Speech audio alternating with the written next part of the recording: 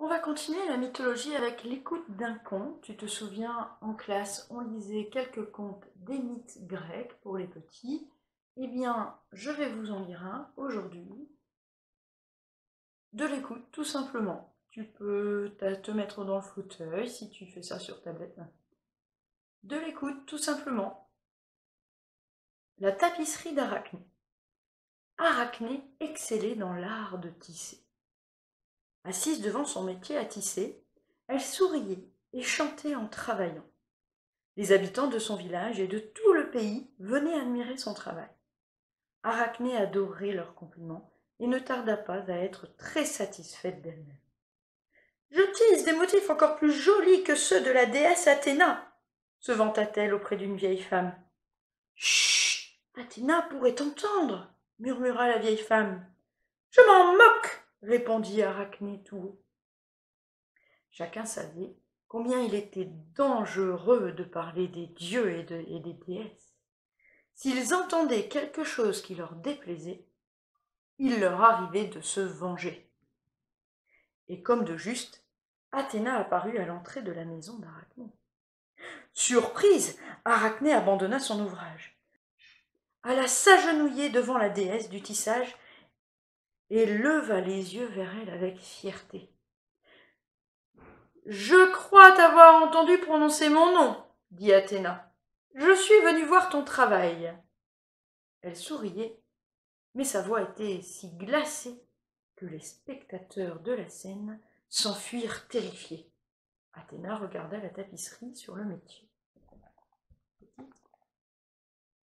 Illustre.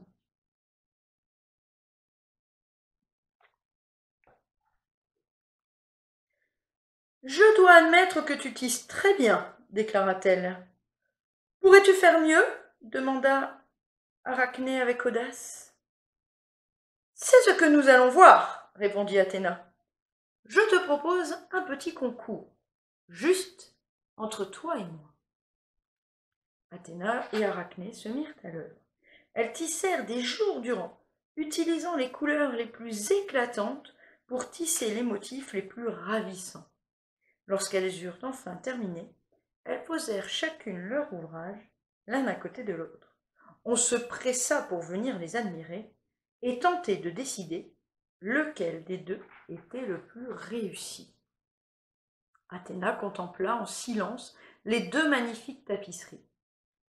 Puis elle se mit à hurler de rage. Elle n'était pas prête à l'admettre, mais la tapisserie d'Arachné était plus réussie que la sienne. Elle s'en saisit et la déchira avec fureur. « Puisque tu tisses si bien, lança-t-elle à Arachné terrifiée, tu tisseras pour l'éternité, et personne ne voudra de tes tapisseries. » Elle tapota l'épaule d'Arachné, et cette dernière s'écroula sur le sol. Sous les yeux horrifiés de la foule, la jeune fille se ratatina jusqu'à ne plus être qu'une petite tache noire. Il lui poussa 8 pattes, et elle fila se réfugier dans un coin sombre. Athéna avait transformé l'audacieuse Arachné en araignée. Depuis ce jour, Arachné et ses nombreuses descendantes tissent des toiles magnifiques. On voit parfois celles-ci dans les coins poussiéreux ou dans les jardins au petit matin, couvertes de rosée étincelante.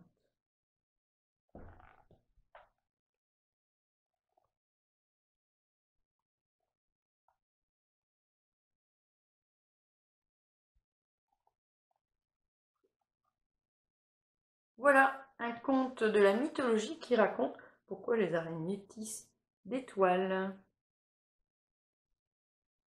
Et tu as vu, il ne faut pas défier les dieux et les déesses.